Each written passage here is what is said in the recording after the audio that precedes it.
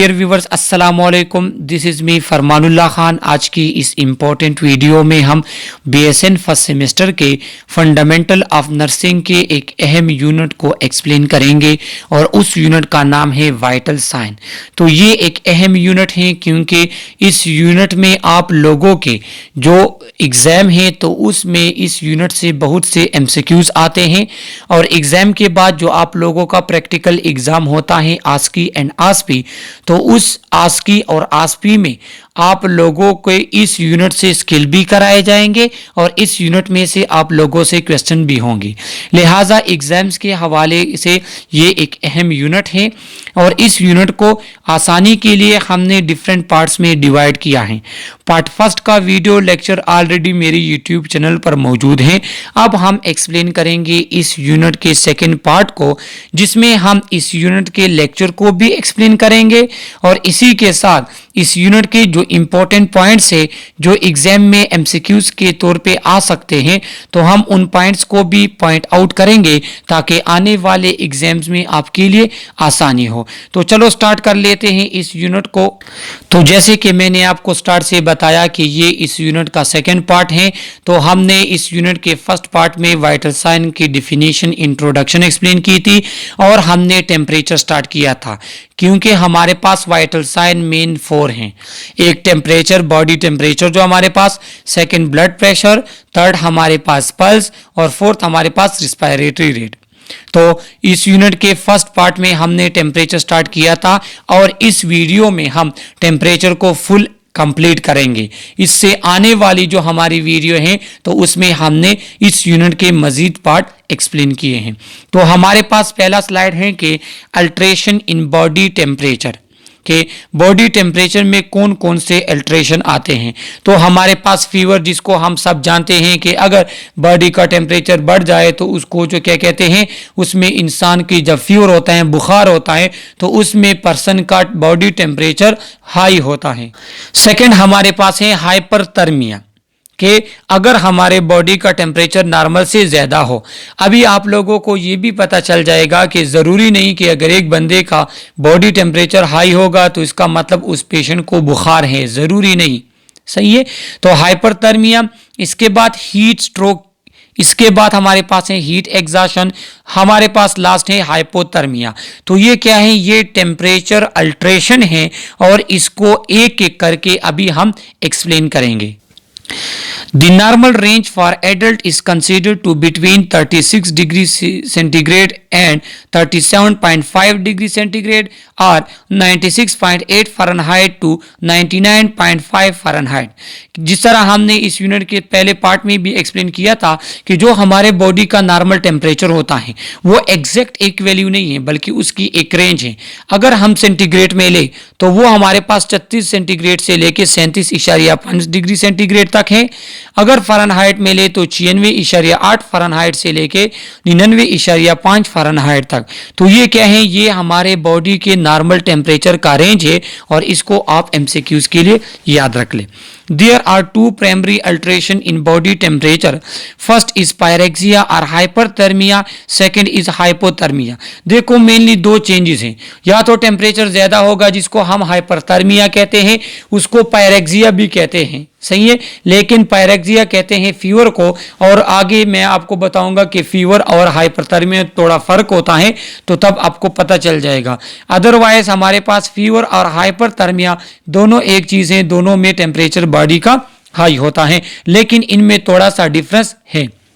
इसके बाद हाइपोथर्मिया, अगर हमारे बॉडी का टेम्परेचर नॉर्मल से कम हो। अगर नॉर्मल से कम हो तो क्या होगा, तो ये आगे जाके हम एक्सप्लेन करेंगे।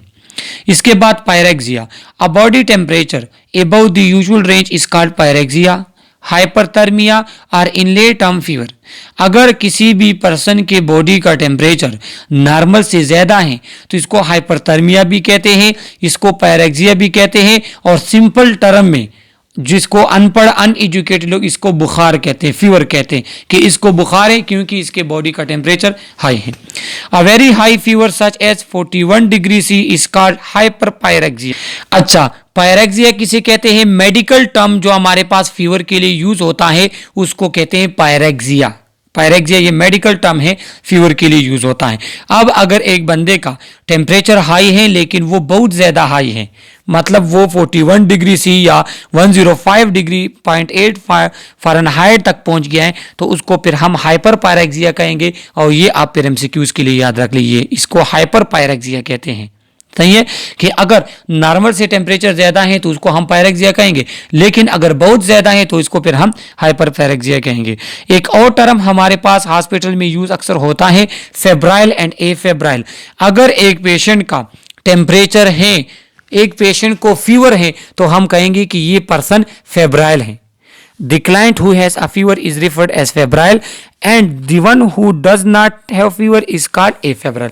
अगर किसी भी पेशेंट का को फीवर है तो हम कहेंगे कि ये पर्सन फेब्राइल है, अगर किसी पेशेंट को फीवर नहीं है तो हम कहेंगे कि ये एफेब्राइल है। सही है। अब यहां पर आप देख ले कि ये हमारे पास पायरेक्सिया के कुछ टाइप्स हैं कि low pyrexia, the fever does not rise more than 99 to 100 degree Fahrenheit. अगर किसी भी पर्सन को टेम्परेचर है, उसको फीवर है, लेकिन उसका फीवर 99 से लेके 100 डिग्री फ़ारेनहाइट तक है, तो इसको हम फिर लो पायरेक्सिया कहेंगे। पायरेक्सिया कहते हैं फीवर को। देखो फीवर तो बुखार, ये तो इंग्लिश में हम कहते हैं, लेकिन मेडिकल टर्म में इसको पायरेक्सिया कहते हैं। सेकेंड हमारे पास है मॉडरेट पायरेक्सिया। मॉडरेट पायरेक्सिया में क्या होता है कि अगर किसी भी पर्सन का टेम्परेचर 100 से हाई हो लेकिन 103 से कम हो, 100 और 103 के दरमियान में हो, तो उसको हम मॉडरेट पायरेक्सिया कहते हैं। थर्ड हमारे पास है हाई पायरेक्सिया। हाई पायरेक्सिया क्या है कि body temperature remain between 103 to 105 degree Fahrenheit. अगर हमारे पास टेम्परेचर 103 से लेके 105 डिग्री फ़ारेनहाइट के दरमियान में हो तो इसको हम कहेंगे हाई पायरेक्सिया। सही है। और फोर्थ वन हमारे पास है हाइपर पायरेक्सिया। हाइपर पायरेक्सिया किसे कहते हैं कि temperature above 105 degree Fahrenheit is called hyper pyrexia. अगर एक बंदे को बहुत ज़्यादा फीवर है, बहुत ज़्यादा उसको फीवर है, तो उसको फिर हम क्या कहते हैं, उसको फिर हम हाइपर पायरेक्सिया कहते हैं, अगर उसका बॉडी टेम्परेचर 105 डिग्री फ़ारेनहाइट से बहुत ज़्यादा है। सही है। तो उस कंडीशन में हम हाइपर पायरेक्सिया कहेंगे। ये स्लाइड आप एमसीक्यूज के लिए याद रख ले, सिंपल सा एमसीक्यूज आपका इसमें आ सकता है कि उन्होंने टेम्परेचर दिया होगा और कहेंगे कि ये कौन सा पायरेक्सिया है, तो फिर आपको पता होना चाहिए। अब हमारे पास इंतहाई इंपॉर्टेंट स्लाइड है, और अगर आप लोग पास्ट पेपर देख ले तो इस स्लाइड में से हर पास्ट पेपर में एक या दो एमसीक्यूज लाजमी होते हैं। 100% श्योरिटी के साथ अक्सर पेपर में इनसे एमसीक्यूज आते हैं। तो हमारे पास मेनली फीवर के 4 टाइप्स हैं। एक हमारे पास है इंटरमिटेंट फीवर। इंटरमिटेंट फीवर किसे कहते हैं? The body temperature alternate at regular interval between period of fever and period of normal और सब नॉर्मल टेम्परेचर। क्या होता है कि अगर एक पर्सन को एक दिन में टेम्परेचर के फ्लक्चुएशन आते हैं, कभी उसके बॉडी का टेम्परेचर नॉर्मल से बढ़ जाता है, फिर 1-2 घंटे के बाद वापस नॉर्मल में आ जाता है, तो इसको हम कहेंगे इंटरमिटेंट फीवर। और मलेरिया में अक्सर इस तरह होता है कि 2-3 घंटों के लिए आपका टेम्परेचर हाई हो जाएगा, आपको फीवर हो जाएगी, उसके बाद 1-2 घंटों के लिए आपका टेम्परेचर बिल्कुल नॉर्मल हो जाएगा, तो फिर इस कंडीशन को हम कहते हैं इंटरमिटेंट फीवर। सही है। और इसकी एग्जाम्पल मलेरिया है, तो ये आप एमसीक्यूज के लिए याद रख ले। सही है। सेकेंड हमारे पास टाइप है रेमिटेंट फीवर। रेमिटेंट फीवर में क्या होता है कि a wide range of temperature fluctuation more than 2 degrees C occur over 24 hours, all of which are above normal। क्या होता है कि रेमिटेंट फीवर में भी फ्लक्चुएशन होंगे, कभी टेम्परेचर बढ़ेगा कभी कम होगा, लेकिन अगर टेम्परेचर बढ़ेगा तो वो तो हाई होगा, लेकिन अगर टेम्परेचर कम होगा तो वो नॉर्मल तक नहीं आएगा। देखो इंटरमिटेंट और रेमिटेंट में फर्क यही है कि इंटरमिटेंट में आपको फीवर होगा, टेम्परेचर बढ़ेगा, फिर नॉर्मल तक आएगा, फिर बढ़ेगा, इस तरह फ्लक्चुएशन जारी होगी। लेकिन जो रिमिटेंट फीवर हैं उसमें फ्लक्चुएशन होगी, टेम्परेचर बढ़ेगा कम होगा, लेकिन अगर कम होगा तो वो फिर नॉर्मल नहीं होगा। रिमिटेंट फीवर का लो टेम्परेचर भी आपके नॉर्मल टेम्परेचर से हाई होगा, और ये इसकी जो एग्जांपल हैं वो कोल्ड और इन्फ्लुएंजा, ये जो जुकाम के दौरान जो फीवर होता है तो वो उसको रिमिटेंट फीवर कहते हैं। सही है। इसके बाद थर्ड टाइप हमारे पास है relapsing fever. Relapsing fever is short febrile period of a few days are interspersed with period of 1 to 2 day of normal temperature. Relapsing fever में ऐसा होगा कि 1 या 2 दिन आपको टेम्परेचर होगी, आप फीवर में होंगे पूरा दिन, उसके बाद 1 और 2 दिन फिर आप नॉर्मल होंगे, फिर 1-2 दिन आपका टेम्परेचर फिर नॉर्मल। मतलब ये है कि अगर मंडे ट्यूसडे को टेम्परेचर होता है तो वेंसडे थर्सडे को टेम्परेचर नहीं होगा, फिर फ्राइडे सैटरडे को फिर टेम्परेचर होगा। इसको हम कहते हैं रिलैप्सिंग फीवर। और रिलैप्सिंग फीवर के हमारे पास जो एग्जाम्पल हैं तो वह यहाँ पे गूगल में से दिया हुआ है कि टिक बॉर्न रिलैप्सिंग फीवर होता है। टिक हमारे पास एक क्या होते हैं, कीड़े मकोड़े होते हैं, उससे जो आपको फीवर होता है तो उसको टिक बॉर्न वो रिलैप्सिंग फीवर है। इसके बाद लोस बॉर्न रिलैप्सिंग फीवर हमारे पास है। बोरेलिया म्यूमेटी डिजीज जो हमारे पास है जिसको हार्ट टिक रिलैप्सिंग फीवर भी कहते हैं। तो ये हमारे पास क्या है, ये रिलैप्सिंग फीवर के हमारे पास एग्जाम्पल हैं, तो इसे रिलैप्सिंग फीवर कहते हैं। इसके बाद फोर्थ टाइप हमारे पास है constant fever. The body temperature fluctuate minimally but always remain above normal. क्या होता है कि कांस्टेंट फीवर में टेम्परेचर आपका कंटिन्यूस टेम्परेचर होगा, थोड़ा सा उसमें कमी आएगी लेकिन वो इतनी नहीं आएगी कि वो जो है आपको फील हो, और ये हमारे पास टाइफाइड फीवर में होता है। तो ये स्लाइड आप एमसीक्यूज के लिए याद रख लें। मैं फिर से आपको बता दूं कि रिमिटेंट फीवर में क्या है, इसमें आपका टेम्परेचर जो है वो हाई हो जाएगा, फिर नॉर्मल तक आएगा, फिर आपका हाई होगा, फिर नॉर्मल तक आएगा। ये इंटरमिटेंट फीवर हमारे पास कहलाता है। लेकिन जो रिमिटेंट फीवर है सेकंड टाइप, इसमें क्या होता है, इसमें आपका टेम्परेचर बढ़ेगा, नॉर्मल होगा, फिर बढ़ेगा, नॉर्मल होगा, फिर बढ़ेगा, लेकिन क्या हो जाएगा, वो नॉर्मल तक नहीं आएगा। मतलब आपका टेम्परेचर बढ़ गया फिर कम हुआ, फिर बढ़ गया फिर कम हुआ, लेकिन नॉर्मल नहीं होगा। ये रिमिटेंट का है। अगर टेम्परेचर नॉर्मल होता है फिर बढ़ता है तो फिर उसको हम इंटरमिटेंट कहेंगे। सही है। और थर्ड हमारे पास क्या है, रिलैप्सिंग फीवर। 2 दिन आपका टेम्परेचर नहीं है, फिर आपका टेम्परेचर, फिर 2 दिन तक आप फीवर में होंगे, फिर आपका नॉर्मल, फिर आप नॉर्मल होंगे। और जो हमारे पास कांस्टेंट फीवर है वो तो कंटिन्यूस फीवर आपको होगा, कंटिन्यूसली आपका टेम्परेचर नॉर्मल से हाई होगा। तो ये स्लाइड एग्जाम के हवाले से इंतहाई अहम है, स्पेशली ये जो 2 टाइप्स हैं ये इंतहाई अहम है एग्जाम के हवाले से। और यहाँ पे थर्मामीटर के थ्रू भी उन्होंने दिखाया हुआ है कि हमारे पास क्या है कि हाइपोथर्मिया अगर 34-35 डिग्री सी है तो ये हाइपोथर्मिया। इसके बाद अगर 37-36 ये हमारे पास नॉर्मल रेंज है, फिर पायरेक्सिया और फिर हाइपर पायरेक्सिया। सही है। अगर हाइपोथर्मिया 35 से भी 34 से भी अगर टेम्परेचर नीचे हो, बिल्कुल मायर ही ना हो, तो फिर वो डेड बॉडी का टेम्परेचर होता है, जो कि हमारे पास 25 डिग्री सी रूम टेम्परेचर होता है। और अगर किसी भी पेशेंट का 107 से भी टेम्परेचर बहुत ज़्यादा हाई होता है तो उस साइड पे भी फिर हमारे पास क्या होती है, डेथ वाक़िया होती हैं। सही है। इसके बाद हमारे पास फीवर स्पाइक्स होते हैं। फीवर स्पाइक्स किसे कहते हैं कि अगर एक बंदे का टेम्परेचर, उसको बॉडी का टेम्परेचर दिन में जो है उसमें इंक्रीज आता है कुछ टाइम के लिए, तो फिर हम कहते हैं कि इस पेशेंट को फीवर स्पाइक्स हो रहे हैं। The temperature that rises to fever level rapidly following a normal temperature and then return to normal within a few hours is called fever spikes. Bacterial blood infection often cause fever spike. जो bacterial blood infection होता है, septicaemia वगैरह होती हैं, septicaemia कहते हैं कि जब ब्लड में इन्फेक्शन हो जाए तो उस बैक्टीरियल इन्फेक्शन में क्या होता है कि उस पेशेंट को 1-2 घंटों के लिए इंतहाई तेज बुखार होता है, फिर नॉर्मल तक आ जाता है, तो इसको कहते हैं फीवर स्पाइक्स। सही है। इसके बाद इनवर्स फीवर। तो इनवर्स फीवर हमारे पास क्या है, The highest range of temperature is recorded in morning hours and lowest in evening. कि क्या होता है कि मॉर्निंग टाइम पे पेशेंट को बहुत ज़्यादा फीवर होगा, बहुत ज़्यादा जुकाम होगा, और इवनिंग के टाइम पे फिर उसको जुकाम मतलब उसको फीवर नहीं होता, सॉरी जुकाम नहीं फीवर। कि सुबह के वक्त उसका टेम्परेचर हाई होगा, इवनिंग के टाइम पे उसका टेम्परेचर लो होगा। और ये अक्सर टीबी रिलेटेड डिजीज में इस तरह का कंडीशन होती है, तो इसको फिर हम कहते हैं इनवर्स फीवर। इसके बाद हमारे पास हेक्टिक और स्विंगिंग फीवर।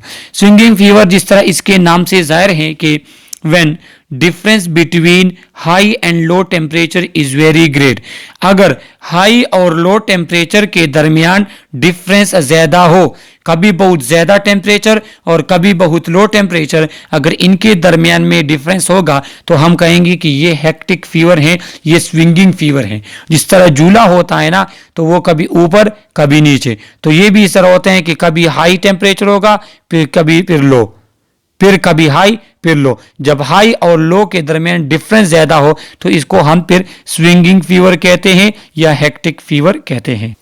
अब हमने फीवर को एक्सप्लेन किया। अब सेकंड हमारे पास जो अल्ट्रेशन इन बॉडी टेम्परेचर है तो वो क्या है, वो है हीट एग्जॉशन। हीट एग्जॉशन में क्या होता है कि in some condition an elevated temperature is not a true fever. जिस तरह मैंने आपको कहा ना कि जरूरी नहीं कि अगर किसी पेशेंट को टेम्परेचर हाई है तो उसको फीवर होगा, ये जरूरी नहीं है। हीट एग्जॉशन किसे कहते हैं? Heat exhaustion is a result of excessive heat and dehydration।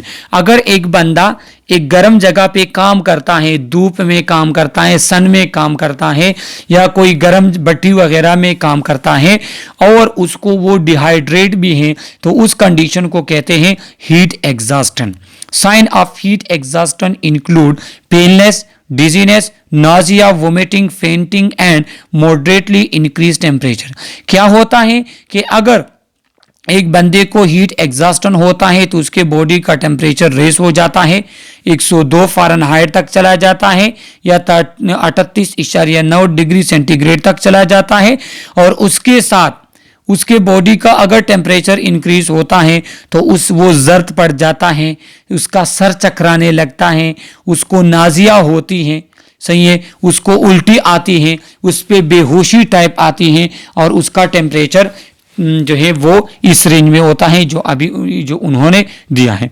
तो इस कंडीशन को हम क्या कहेंगे? इसको कहेंगे हीट एग्जॉशन, इसको हम फीवर नहीं कहेंगे, ये एक्यूट कंडीशन होती है। दूसरा हमारे पास है हीट स्ट्रोक। हीट स्ट्रोक में क्या होता है कि person experiencing heat stroke generally have been exercising in hot weather, have warm flushed skin and often do not sweat। क्या होता है कि हीट एग्जॉशन हीट स्ट्रोक के लिहाज से थोड़ा कम बॉडी टेम्परेचर होता है। हीट स्ट्रोक क्या है कि अगर एक बंदा या कोई मजदूर गर्मी में बहुत ज़्यादा काम कर ले या एक्सरसाइज वगैरह कर ले तो फिर क्या होता है, फिर उसकी स्किन गर्म हो जाती है, रेड हो जाती है, फ्लश चमक टाइप हो जाती है, उसके बॉडी का टेम्परेचर रेज हो जाता है और उसको स्वेटिंग भी नहीं होती। वो इसलिए कि वो डिहाइड्रेट हो चुका होता है हीट की वजह से। They usually have a temperature 41.1 degree C or 106 Fahrenheit or higher and may be delirious, unconscious or having seizure। क्या होता है कि हीट स्ट्रोक जो है उसमें टेम्परेचर हाई होगा। देखो यहाँ पे हीट एग्जॉशन में जो टेम्परेचर था, हीट स्ट्रोक में इससे टेम्परेचर ज्यादा होता है। इसके साथ उस पर्सन को सीजर्स भी हो सकते हैं, वो अनकॉन्शियस भी हो सकता है, उस शॉर्ट टर्म मेमोरी लॉस भी उसको हो सकता है। वो रीजन ये है कि देखो हमारे बॉडी का टेम्परेचर मेंटेन रखता है हाइपोथैलेमस। अगर बॉडी का टेम्परेचर इतना ज्यादा बढ़ जाए कि हाइपोथैलेमस उसको कंट्रोल ही ना कर सके तो ये अनकॉन्शियसनेस और सीजर ये चीजें आना स्टार्ट हो जाती हैं। तो हीट एग्जॉशन और हीट स्ट्रोक में ये डिफरेंस है कि हीट एग्जॉशन में टेम्परेचर बॉडी का इतना ज्यादा नहीं बढ़ेगा जितना हमारे पास हीट स्ट्रोक में बढ़ता है। अब हमारे पास स्टेज और फेज ऑफ फीवर है कि एक इंसान को किस तरह फीवर होता है। सबसे पहले ऑनसेट होती है कि जब इस बंदे को फीवर आता है, मतलब जब उसका बुखार शुरू होता है तो क्या है उसको सर्दी लगना स्टार्ट हो जाती है और चिल फेस, इसको चिल फेस भी कहते हैं, उसको सर्दी आना स्टार्ट हो जाती है और उसके बॉडी का टेम्परेचर रेज होना स्टार्ट हो जाता है। इसके बाद कोर स्टेट है जिसको प्लेटिव फेज भी कहते हैं कि इसमें पर्सन का जो टेम्परेचर है वो पीक पर पहुंच जाता है और फिर उस जगह पे उसका टेम्परेचर स्टॉप होता है और वो क्या होता है, वो बंदा फीवर में होता है। इसके बाद एबेटमेंट स्टेज है। एबेटमेंट स्टेज में क्या होता है कि जो उसका टेम्परेचर बढ़ गया, ये ऑनसेट स्टेज हो गया, सही है। सेकंड ये जो स्टेट है तो ये क्या स्टेज हो गया, ये हो गया कोर स्टेज उसका। और थर्ड हमारे पास क्या है, थर्ड जो है वो एबेटमेंट स्टेज है कि अब उसको मेडिसिन वगैरह आपने दी या उसके बॉडी के अपने मैकेनिज्म की वजह से ये टेम्परेचर जब उसका कम होता है तो इसको कहते हैं एबेटमेंट स्टेज। अभी इसको एक एक करके हम एक्सप्लेन भी करते हैं। ऑनसेट स्टेज में क्या होता है, ऑनसेट में इसको कोल्ड और चिल फेज भी कहते हैं कि increase heart rate, increase respiratory rate, depth, shivering, pale, cold skin, complaint of feeling cold, cyanotic nail beds, goose flesh appearance of skin and cessation of sweating। क्या होता है कि जब एक पर्सन को फीवर होता है, हार्ट रेट, रिस्पायरेटरी रेट उसका इंक्रीज हो जाता है, सही है, उसको सर्दी लगना स्टार्ट हो जाती है, स्वेटिंग उसका बंद हो जाता है, उसके जो है नेल बेड साइनोज होना स्टार्ट कर जाते हैं। साइनोज मतलब उसके नेल जो है वो ब्लैश होना स्टार्ट कर लेते हैं और उसका स्किन जो है वो क्या होता है, वो खुश्क ड्राई सा होता है जिसको गूज फ्लैश कहते हैं, सही है। इसके बाद कोर्स और प्लेटिव फेस। प्लेटिव फेस में क्या होता है कि absence of chills, that skin that feel warm, photosensitivity, glassy-eyed appearance, increased pulse and respiratory rate, increased thirst, mild to severe dehydration, drowsiness, restlessness, delirium or convulsion, herpetic lesions of mouth, loss of appetite। क्या होता है हमारे पास कि course face में एक person fever में होता है, ये वो स्टेज है जिसमें फीवर में होता है बंदा, तो क्या होता है कि चिल्स वगैरह उसकी ख़त्म हो जाती है, क्योंकि चिल्स बंदे पे आती इस वजह से हैं। चिल्स किसे कहते हैं कि जब बंदे की सर्दी होती है वो कपकपाता है, तो वो कपकपी इसलिए आती हैं कि उसके बॉडी का टेम्परेचर रेस किया जाए। हाइपोथैलेमस उसको मैसेज देता है कि कपकपी करो कि आपकी बॉडी का टेम्परेचर रेस हो जाए। तो कोर स्टेज में वो कपकपी चिल जो है वो स्टॉप हो जाते हैं। इसके बाद पर्सन का जो स्किन जो पहले कोल्ड फील हो रहा था अभी वो गर्म फील होता है। आइज की तरफ फोटो मतलब वो लाइट जो है वो उस पे उसको बुरी लगती है, सही है। उसके आई जो है वो क्या होते हैं, वो ग्लासी टाइप चमकते हुए आईज उसके होती हैं, सही है। रिस्पायरेटरी रेट और पल्स रेट उसका उसी तरह इंक्रीज होता है। पेशेंट को प्यास लगना स्टार्ट हो जाती है, उसको क्या होता है, डिहाइड्रेट वो होता है, इरिटेबल होता है, रेस्टलेसनेस आता है, ड्राउसीनेस कहते हैं, ख्वाबीदगी उस पर आती है, मतलब जो है क्या होती है कि उसके आंखें बंद स्टार्ट हो जाती हैं, मतलब उसको नींद आना, नींद टाइप आते हैं, मतलब इसके आंखें खुद ब खुद बंद होती हैं।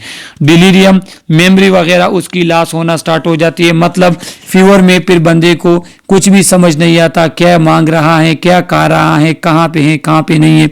इसके बाद माउथ के इर्द गिर्द उसके लीजन दाने वगैरह से निकल आते हैं, उसका एपिटाइट क्या हो जाते हैं, ख़त्म हो जाते हैं, मतलब उसकी भूख भी मिट जाती है। लेकिन कब, अगर उसको फीवर ज़्यादा दिनों से हो तो फिर उसको भूख भी नहीं लगती। और क्या होता है, उसके बॉडी में वीकनेस होती है, मसल उसके वीक हो जाते हैं, मतलब फीवर के दौरान वो कोई भी काम करना नहीं चाहता। तो ये क्या है, ये वो कंडीशन है कि जब एक पर्सन का फीवर बिल्कुल पीक पे होता है। इसके बाद डिफरवेसेंस इसको फीवर एम्बेडमेंट भी कहते हैं कि skin that appear flushed and feel warm, sweating, decrease, shivering, possibly dehydration. क्या होता है कि वो पेशेंट जिसको फीवर था अब उसका फीवर कम होना स्टार्ट हो जाता है, उसको स्वेटिंग होती है, पसीना आ जाता है। तो पसीना किस वजह से पसीना जो आता है तो वो बॉडी से टेम्परेचर को बाहर निकालता है। इसके बाद शिवरिंग उसकी डिक्रीज हो जाती है और इसी तरह उसकी उसके बॉडी का टेम्परेचर कम हो जाता है। तो ये पूरा का पूरा फेज है फीवर का, कि पहले फीवर होगी, पर्सन को बॉडी टेम्परेचर बढ़ेगा, फिर पीक पे पहुंचेगा और फिर क्या होगा, फिर उसका टेम्परेचर कम होगा। इसके बाद अल्ट्रेशन ऑफ टेम्परेचर में हमारे पास हाइपोथर्मिया, कि जब बॉडी का टेम्परेचर नॉर्मल से कम हो। Hypothermia is acore body temperature below the lower limit of normal 95 Fahrenheit और 35 डिग्री सेंटीग्रेड। अगर किसी भी पर्सन का, किसी भी पेशेंट का टेम्परेचर नॉर्मल से कम हो जाए, 95 फ़ारेनहाइट तक आ जाए या 35 डिग्री सी तक आ जाए, तो उस कंडीशन को हाइपोथर्मिया कहते हैं। The 3 physiological mechanism of hypothermia कौन कौन से हैं? एक्सेसिव हीट लॉस है, inadequate heat production to contract heat loss और impaired hypothalamic thermoregulation। क्या हो कि अगर एक पर्सन के बॉडी से एक्सेसिव हीट लॉस होती है किसी भी वजह से, अगर उसके बॉडी से या फ्लूइड लॉस होता है या ब्लीडिंग की वजह से अगर उसके बॉडी से टेम्परेचर लॉस होता, हीट लॉस होता है, तो उससे हाइपोथर्मिया में जा सकता है। सही है। या ठंडे पानी वगैरह से वो नहाया तो उसके बॉडी से हीट लॉस हो गया, या इनएडिकेट, या उसके बॉडी में हीट की प्रोडक्शन नहीं होती। अब हीट लॉस कैसे होता है, हीट प्रोडक्शन, तो ये इस यूनिट के फर्स्ट पार्ट में हमने एक्सप्लेन किया है और वो वीडियो ऑलरेडी मेरी यूट्यूब चैनल पर है, तो वहां से आप देख सकते हैं। तो क्या है कि अगर हीट लॉस ज़्यादा होता है या हीट प्रोडक्शन कम होती है, या आपके पास हाइपोथैलेमस टेम्परेचर को रेगुलेट ही नहीं कर पाता, वो बॉडी के टेम्परेचर को रेज ही नहीं कर सकता, तो उन कंडीशन में हमारे पास पर्सन हाइपोथर्मिया में जाता है। If skin and underlying tissue are damage by freezing cold this result in frost bite. तो ये आप एमसीक्यूज के लिए याद रख ले कि अगर ज़्यादा कोल्ड की वजह से हमारे बॉडी की स्किन टिश्यू वगैरह अगर डैमेज होते हैं तो उसको कहते हैं फ्रोस्ट बाइट। सही है। Frost bite most commonly occur in hand, feet, nose, ear in which ice crystal form inside the cell and damage. क्या होता है कि ये अक्सर हमारे पाँव, हाथों और नोज और कानों में इस तरह की कंडीशन होती है। क्यों? क्योंकि वो कोल्डनेस की वजह से उनमें आइस क्रिस्टल बनना स्टार्ट हो जाते हैं, जिससे सेल जो है वो अपना काम परफॉर्म नहीं कर सकते और उनकी डेथ हो जाती है। तो cell death due to coldness is called frost bite. Hypothermia की क्लिनिकल मैनिफेस्टेशन क्या होंगे कि decrease body temperature, pulse and respiration. अगर एक बंदा हाइपोथर्मिया में जाता है तो उसके बॉडी का टेम्परेचर, पल्स और रिस्पायरेशन वो क्या होगी, वो हमारे पास कम हो जाएगी। जो उसकी शिवरिंग है तो वो स्टार्ट में उसको सीवियर शिवरिंग होगी। सीवियर शिवरिंग इसलिए होगी कि बॉडी अब मैकेनिज्म के थ्रू टेम्परेचर को रेस करने की कोशिश करेगा। Feeling of cold and chill, उसको सर्दी होगी, ठंड भी लगेगी उसको। इसके बाद कलर पेल हो जाएगा, स्किन उसकी वैक्सी हो जाएगी। उसमें ड्राई हो जाती है हाइपरथर्मिया में, लेकिन हाइपोथर्मिया में वैक्सी स्किन होती है। आप एमसीक्यूज के लिए याद रख लें। इसके बाद फ्रोस्ट बाइट उसको हो सकती है जिसमें उसके नोज, फिंगर्स वगैरह की डिस्कलरेशन पहले होती है और उसके बाद फिर क्या होता है, वो काम करना छोड़ देते हैं, उनकी सेल डेथ हो जाती हैं। हाइपोटेंशन, बीपी लो हो सकता है, यूरिनरी आउटपुट उसका कम होगा और मसल कोऑर्डिनेशन, ओरिएंटेशन ये क्या हो जाती है, ये डिसओरिएंटेट हो जाता है। मतलब ये है कि उस पर गनूनगी आती है, बेहोशी टाइप आती हैं और ड्राउसीनेस होता है और पर्सन कोमा में भी जा सकता है। तो ये क्लिनिकल मैनिफेस्टेशन है हाइपोथर्मिया के। अब हाइपोथर्मिया के हमारे पास दो टाइप्स हैं। हाइपोथर्मिया कहते हैं लो टेम्परेचर बिलो नॉर्मल। सही है। तो इसके दो टाइप्स हैं, इंतहाई सिंपल नेम से भी ज़ाहिर है। एक इंड्यूस हाइपोथर्मिया, जो हम खुद हाइपोथर्मिया कराते हैं, हम खुद किसी भी पर्सन के बॉडी का जो है उसके टेम्परेचर को लो करते हैं। और ये किस लिए होता है, ये इसलिए होता है ताकि सेल और टिश्यू की ऑक्सीजन डिमांड कम हो जाए। जब बॉडी टेम्परेचर कम होता है तो ऑक्सीजन डिमांड टिश्यू की कम हो जाती है। सही है। तो कुछ सर्जरी में हमें ये चाहिए होता है, कार्डियोवास्कुलर सर्जरी और बाकी भी सर्कुलेटरी सर्जरी वगैरह में, तो उसमें हम क्या करते हैं, बॉडी के को इंड्यूस हाइपोथर्मिक हम बनाते हैं। इसके बाद एक्सीडेंटल हाइपोथर्मिया, तो एक्सीडेंटल हाइपोथर्मिया बहुत सी चीज़ों से होता है कि अगर एक बंदा सर्दी की रात में अगर बाहर वो रह जाता है किसी भी वजह से, या कोल्ड वाटर, ठंडे पानी वगैरह में जो है आप गिर जाते हैं, कई पानी समंदर वगैरह में, या क्या होता है कि आपके पास गर्म कपड़े नहीं है, आपके पास बिस्तर वगैरह सही नहीं है, गर्म कमरा नहीं है, तो उस कंडीशन में फिर आपको ये हाइपोथर्मिक एक्सीडेंटल हाइपोथर्मिया आपको हो सकता है। In older adult the problem can be compounded by a decrease metabolic rate and use of sedative medication. लेकिन जो बूढ़े लोग होते हैं तो उसमें इसको और भी इंक्रीज कर लेता है इस प्रॉब्लम को दो। एक तो उसकी मेटाबॉलिज्म कम होती है बूढ़े लोगों की, तो जब मेटाबॉलिज्म कम होती है तो हमने इस यूनिट के पहले पार्ट में पढ़ा था कि मेटाबॉलिज्म हीट प्रोड्यूस करता है। अब उसके बॉडी में हीट प्रोड्यूस नहीं होगी तो फिर क्या होता है, उसका बॉडी वो हाइपोथर्मिक हो सकता है। और दूसरा क्या है कि अक्सर जो लोग वो सेडेटिव मेडिसिन यूज करते हैं नींद वगैरह के लिए, तो फिर क्या होते हैं, उससे भी बॉडी का टेम्परेचर लो होता है। तो ये हाइपोथर्मिया के दो टाइप्स हैं। अब हमारे पास साइट हैं कि जहाँ पे हम टेम्परेचर को मेजर करते हैं। सिंपल बात आप लोगों ने देखा होगा, ओरल माउथ के थ्रू चेक करते हैं, रेक्टल रेक्टम के थ्रू चेक करते हैं, एक्सेलरी बगल के थ्रू चेक करते हैं, टेम्पेनिक मेम्ब्रेन उसके ईयर का जो मेम्ब्रेन है उसके थ्रू, ईयर ड्रम जिसको कहते हैं, और टेम्पोरल आर्टरी टेम्पोरल रीजन पे हम चेक करते हैं। Condition of resident determine which is best set of measuring body temperature. और ये डिपेंड करता है पेशेंट पे। अगर छोटा बच्चा है तो उसका हम फिर ओरल टेम्परेचर चेक नहीं कर सकते, उसका फिर हम एक्सिलरी चेक करेंगे। सही है, इस तरह डिपेंड करता है। कोई फिट्स या एपिलेप्टिक पेशेंट है, सही, या किसी पेशेंट का एक्सीडेंट वगैरह हुआ है, उसका माउथ वगैरह टूट गया है, तो फिर हम दूसरा रूट यूज करेंगे। सही है, दूसरी साइड यूज करेंगे। अब एग्जाम के हवाले से ये स्लाइड इंतहाई अहम है और इस स्लाइड से भी अक्सर एग्जाम में एक या दो एमसीक्यूज आते हैं। जो ओरल है तो वो एक्सेसिबल भी है, कन्वीनियंट भी, मतलब सिंपल है, जल्दी आप इजीली आप ओरल टेम्परेचर मेजर कर सकते हैं। लेकिन डिसएडवांटेज इसका ये है कि अगर बच्चा हो तो वो उस पर चेक लगा सकते हैं थर्मामीटर पे।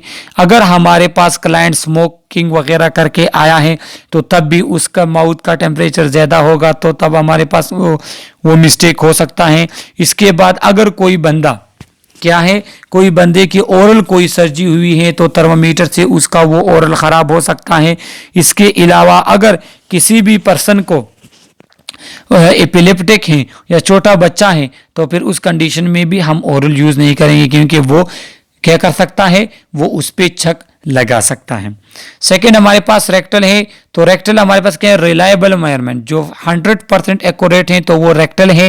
रेक्टल इसलिए कि वो थर्मामीटर के साथ ब्लड वेसल इन कांटेक्ट में होते हैं और वो हमारे बॉडी का सही टेम्परेचर मेजर करते हैं। लेकिन इसका नुकसान क्या है कि inconvenient and more unpleasant for a client, difficult to client who can not turn to side. क्या होता है कि एक तो ये है कि लोग रेक्टल टेम्परेचर चेक नहीं करते, मतलब उसको वो अच्छा नहीं समझते, सही है। सेकंड क्या होता है कि ये उन पेशेंट के लिए इंतहाई मुश्किल है जो जिसकी पोजीशन चेंज करना मुश्किल होता है आईसीयू वगैरह में, तो उसको फिर आप साइड पे नहीं कर सकते उसका रेक्टल टेम्परेचर चेक करने के लिए। दूसरा ये नुकसान है इसका कि ये रेक्टम को डैमेज कर सकता है, सही है। और फोर्थ ये है कि अगर रेक्टम में स्टूल वगैरह होंगे तो वो उस थर्मामीटर को गंदा कर सकते हैं, सही है। इसके बाद एक्सिलरी, तो एक्सिलरी भी हमारे पास सेफ भी है, नॉन इन्वेजिव भी है, लेकिन इसमें प्रॉब्लम ये होती है कि आपने एक्सिला में ये थर्मामीटर 3 से 5 मिनट तक आपने रखना होता है, सही है। इसके बाद टेम्पेनिक मेम्ब्रेन भी, टेम्पेनिक मेम्ब्रेन हमारे पास रेडिली एक्सेसिबल है और ये वेरी फास्ट टेम्परेचर भी देता है, लेकिन इसका नुकसान ये है कि अगर आप थर्मामीटर कोई लेंथी थर्मामीटर यूज कर लेते हो या थर्मामीटर से टेम्पेनिक मेम्ब्रेन को नुकसान भी हो सकता है, वो कट भी उसमें लग सकता है, सही है। और दूसरा क्या है कि राइट और लेफ्ट मेजरमेंट में डिफरेंस भी आपके पास हो सकती है टेम्पेनिक मेम्ब्रेन के टेम्परेचर चेक करने में।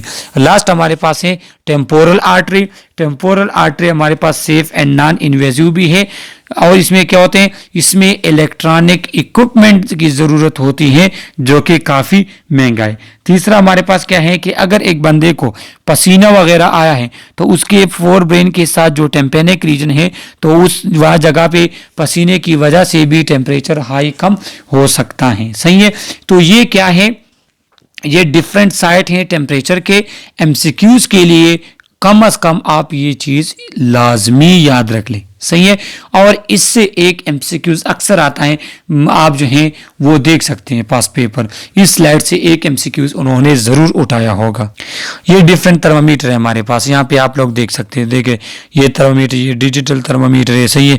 ये टेम्पोरल आर्टरी के थ्रू जो टेम्परेचर चेक करता है, और ये टेम्पेनिक मेम्ब्रेन वाला ईयर के थ्रू जो हम टेम्परेचर चेक करते हैं। अच्छा, ये थर्मामीटर के हमारे पास पार्ट होते हैं। थर्मामीटर में मरकरी जो है वो मेटल यूज होता है। मरकरी इसलिए यूज होता है कि वो टेम्परेचर के माइन्यूट से चेंजेस के साथ काफ़ी ज़्यादा फैलता है और हमें फिर उससे पता चल जाता है। ये मरकरी बल्ब होता है कि ये हमारे पास क्या होते हैं, ये पूरा के पूरा स्टेम होता है जिसमें स्केल लगा होता है और यहाँ पे कंस्ट्रिक्शन होती है जो बल्ब को किसके साथ, ये स्केल के साथ अटैच करती है। तो ये हमारे पास थर्मामीटर के पार्ट्स होते हैं। अब जो चीज़ आप लोगों ने पिक्चर में देखी, यहाँ पे इन्होंने दिया भी है कि 2 part of thermometer, that is bulb that is fragile containing mercury sensitive to temperature, stem is hollow tube in which mercury can rise। क्या होता है, एक तो उसका बल्ब होता है, बल्ब यहाँ पे आप लोग देख ले, एक ये बल्ब होता है जहाँ पे मरकरी होती है और ये पूरा स्केल है, तो ये मरकरी इसमें ऊपर जाती है टेम्परेचर के लिहाज से, सही है। देयर आर 2 स्केल, एक फ़ारेनहाइट स्केल है, एक सेंटीग्रेड स्केल है।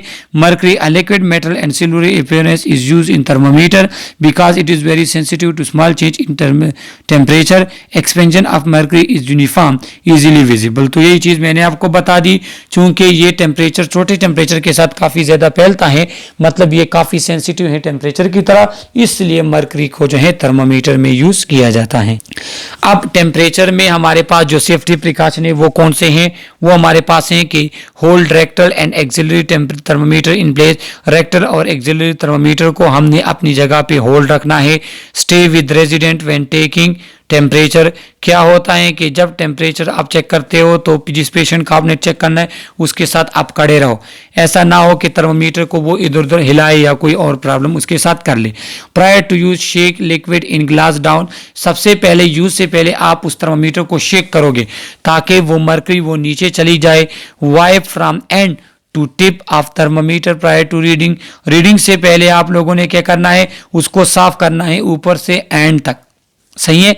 ऊपर से एंड तक हम क्या करते हैं, थर्मोमीटर को यहाँ से नीचे साफ करते हैं। क्यों? क्योंकि अगर नीचे से ऊपर साफ करेंगे तो ये माइक्रो ऑर्गेनिज्म ऊपर आ जाएंगे। तो हमने क्या करना है, ऊपर से इसको वाइपिंग फॉर्म में इसको साफ करना है। Daily taking oral temperature for 10 to 15 minute if resident has been smoking, sorry daily नहीं, डिले टेकिंग। क्या है कि अगर एक पेशेंट ने वो आइसक्रीम खा के आया है या चाय पी के आया है या उसने स्मोकिंग वगैरह की है तो उसका ओरल टेम्परेचर आप 10 से लेके 15 मिनट तक आप उसका वेट करोगे, उसके बाद आपने फिर उसका ओरल टेम्परेचर चेक करना है। और लास्ट स्लाइड हमारे पास है कि जो ओरल टेम्परेचर है तो वो मोस्ट कॉमन और मोस्ट कन्वीनियंट है, मतलब इजी भी है और आसानी से हम वो कर सकते हैं। रेक्टल टेम्परेचर जो है वो हमने 1 डिग्री फ़ारेनहाइट हाई लेना है ओरल टेम्परेचर। तो ये स्लाइड ऑलरेडी, ये पॉइंट में ऑलरेडी पहले फर्स्ट पार्ट ऑफ वीडियो में मैं एक्सप्लेन भी कर चुका हूँ कि जो रेक्टल टेम्परेचर होता है वो ओरल के टेम्परेचर से 1 डिग्री फ़ारेनहाइट ज़्यादा आता है। और उसका रीज़न यही है कि आपके रेक्टल में ब्लड सप्लाई डायरेक्ट होती है, तो जब थर्मोमीटर आप रखते हैं उसके साथ ब्लड वेसल इन कांटेक्ट में होते हैं, इसलिए वो टेम्परेचर ज़्यादा है। और रेक्टल जो है वो मोस्ट एक्यूरेट है, ओरल जो है वो मोस्ट कन्वीनियंट है लेकिन रेक्टल मोस्ट एक्यूरेट है, और एक्सिलरी वो लीस्ट एक्यूरेट है और उसका 1 डिग्री सी हमने ओरल से कम लेना है, मतलब इसका 1 डिग्री सी ओरल से कम आता है टेम्परेचर, सही है। इसके बाद टेम्पेनिक, तो टेम्पेनिक में प्रोब जो है वो ईयर केनाल में इंसर्ट करके टेम्परेचर चेक किया जाता है। अब एक एमसीक्यूज बता दूं कि ओरल हमारे पास क्या है, मोस्ट कन्वीनियंट है, रेक्टल हमारे पास मोस्ट एक्यूरेट है, एक्सिलरी हमारे पास लेस एक्यूरेट है। तो ये 3 एमसीक्यूज आप लोग याद रख लें, ये आपके फाइनल में बहुत ज़्यादा हेल्प देते हैं। तो ये हमारे पास वाइटल साइन यूनिट के सेकेंड पार्ट का वीडियो लेक्चर था। इसके रिमेनिंग पार्ट ऑलरेडी मेरे यूट्यूब चैनल पर मौजूद हैं। अगर आप लोगों ने हमारा चैनल सब्सक्राइब नहीं किया तो प्लीज़ हमारे चैनल को सब्सक्राइब करें, बेल आइकन प्रेस करें ताकि हर आने वाली वीडियो का नोटिफिकेशन आपको मिल सके। Okay, thank you.